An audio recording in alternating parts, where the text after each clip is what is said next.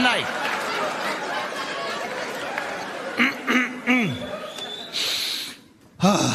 How you guys doing? Good? What's up, yo? Hi. Just saying hi, you know? How long you guys been together?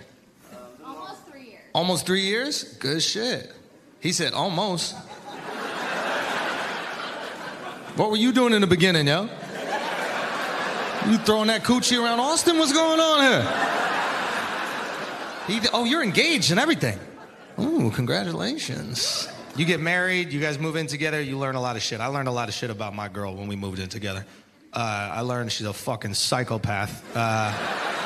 Just based on her Netflix queue. That's it. I turn on her Netflix, it's just every type of serial killer documentary you could imagine. There's a guy who kills nuns, guy who kills hookers, guy who kills kids, cooking show. Who watches 6 hours of serial killers and then British Bake Off to wash it down? How many of you ladies in here enjoy serial killer shows? This is why you don't like sports. I just want to let you know. Sports aren't violent enough for you. You'll be watching football, you see someone unconscious on the ground, and you're like, okay, but why is no one raping him? What's going on? What's going on here? I mean, you already have a mask and gloves on. No one's gonna know it's you. Put a dick in that fucking man. Make this entertaining, please. It's unbelievable. And you know the craziest thing about it is like, you ladies will watch like serial killers and fucking rapists all the time, and it won't change your behavior at all. This is some real shit. She watched this documentary about this dude who would rape women who are jogging in the park at night, right? Horrifying, tragic, right? After watching the documentary, she went for a jog in the fucking park. Bro, women are way braver than men. It's not even close, dude. If a single man in history was jogging in the park and got raped, we're not even jogging on treadmills no more after that. Cardio's out the fucking equation. You pull up to the gym, you see your boy in the elliptical, you're like, fam, get the fuck off that shit. They raping dudes these days. Find a bench where your asshole's protected. Definitely don't go on that rowing machine. You just teasing them on that rowing machine.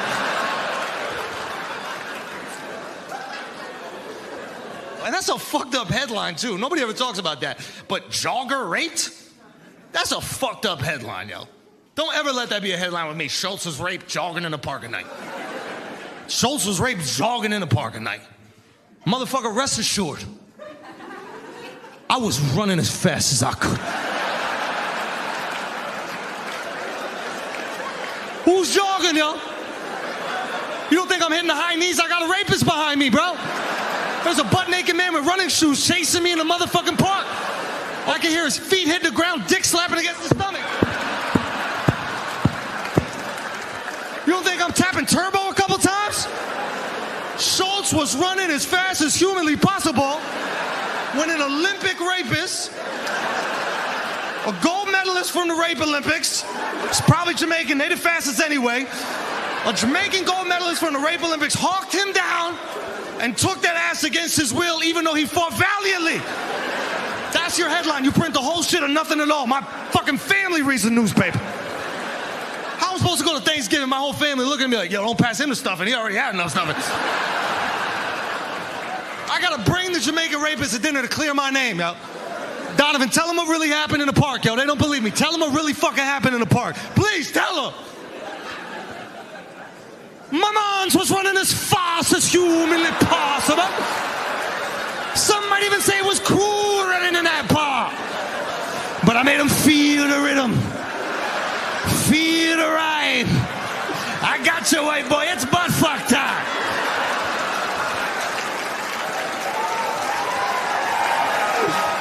Y'all are cool. Y'all are cool. That's how I judge presidents now, bro. Can you move merch or can you not? Because Trump had merch, bro. That MAGA hat was iconic. Bro, that was white people's teardrop tattoo. That's what that was. You saw a white dude with that hat, you were like, yeah! He don't give a fuck! In public, dog. In public, the hat is the last thing you put on your body before you leave the house. It's so easy not to wear it. But some people look at that hat like, how difficult do I want my day to be? Fuck it, I choose violence today.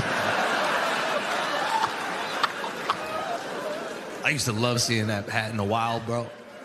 Because I'm from New York. Nobody ever has a hat. You never see a MAGA hat in New York. So when I'm on the road, I'm just waiting for it. Because the energy around the hat was amazing. Right? Because the people that wear the MAGA hat, I don't know if you notice this, but they're always in the best mood, smiling ear to ear, just cheesed up. Because the hat does all the shit talk. Right? They're just walking around like, hey, Hector, how you doing? But the hat's like, we're building a fucking wall, Hector. We build that fucking wall, bro. MAGA, make amigos go away, Hector. You know what this is.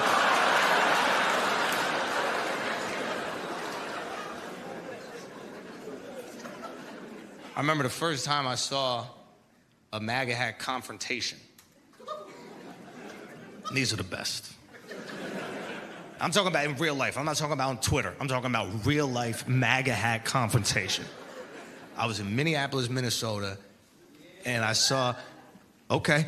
I'm in Minneapolis, Minnesota. Actually, you know, I'm lying. I was actually in East St. Paul, but nobody knows what that is. So I said Minneapolis, but I had to be honest with you right now. Even though this is a fucking special taping, now we gotta edit around the whole goddamn thing. Fucking leave it in.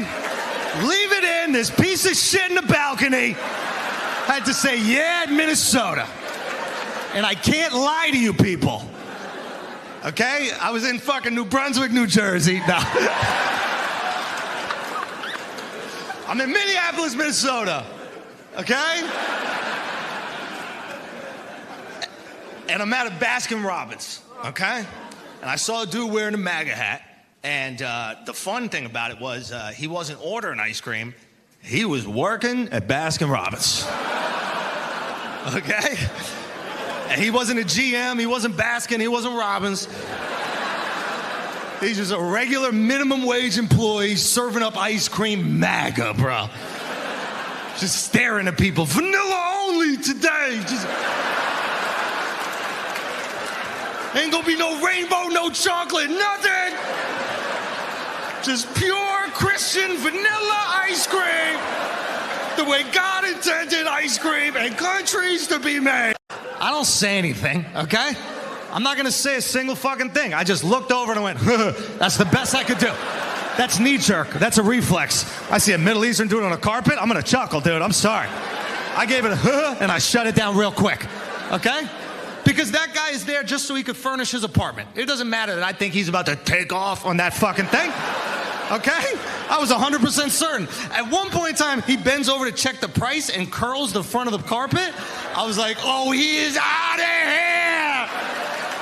here. What the hell is the security guard gonna do? He don't got a chance, bro. He went under the hood. It's about to be Fast and the Furious Arabian Nights in this bitch. He is gone.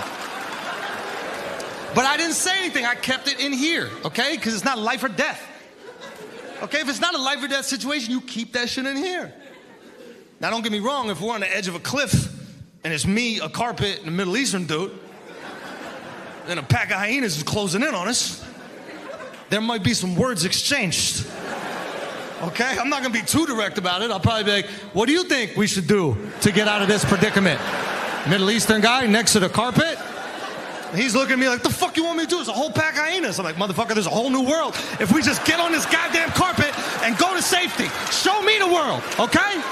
You've seen the movie too. It's a two-seater. We can fit on this bitch. Show me the goddamn world. Life or death, you can say it, okay? Life or death, your prejudices start to come out. I'm not even talking about racial either. You know what I mean? Like, I won't have a doctor with an underbite. That's a prejudice I got. Not gonna happen. I don't care if there's no correlation between the two. You're not gonna walk into my surgery like, okay, what are we fixing today? How about your jaw, you fucking bulldog? How dare you? You're gonna walk into my surgery looking like a cash register? Cha-ching! Let's put that thing back where it's supposed to be. Should walk outside, collect some rainwater, asshole. How dare you? How dare you?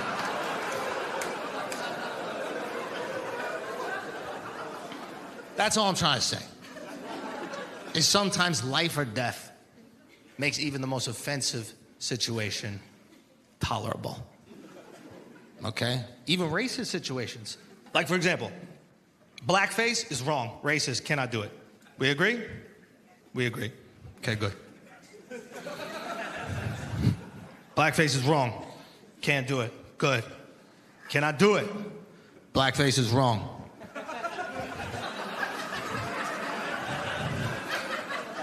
Well, I have to ask the blackfaces. I can't ask the fucking rest of y'all. Your opinions don't matter. It's up to them. They make the rules.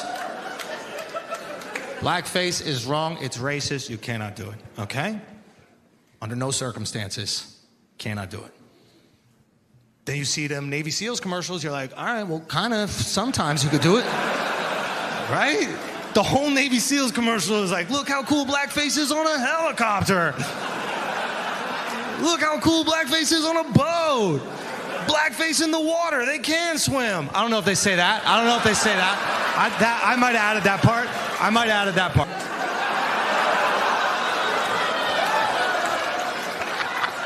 Come on, y'all. Chivalry ain't dead till that baby is. You know the rules.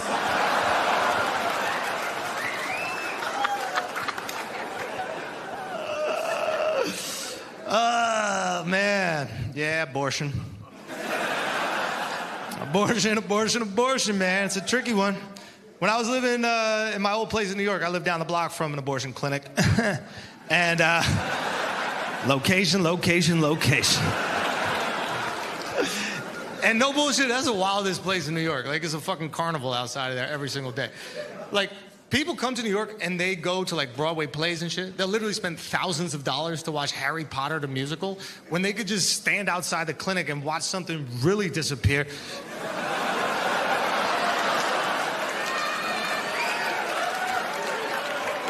Fetus deleters.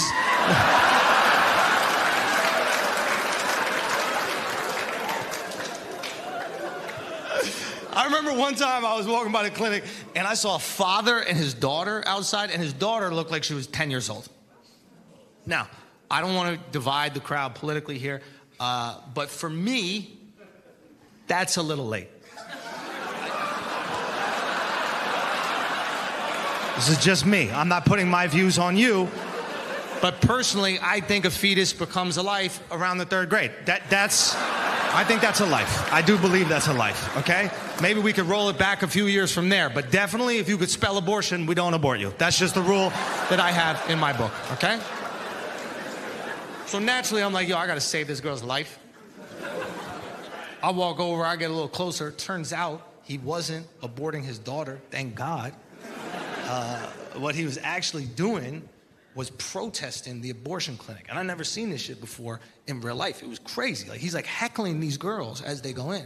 You know, he's just screaming at them, you're gonna burn in hell. And these girls were so New York about it. They're like, I just have chlamydia, you pussy. Burn in hell, I'm burning now. That's why I'm going to the fucking clinic. So I'm watching this go down, and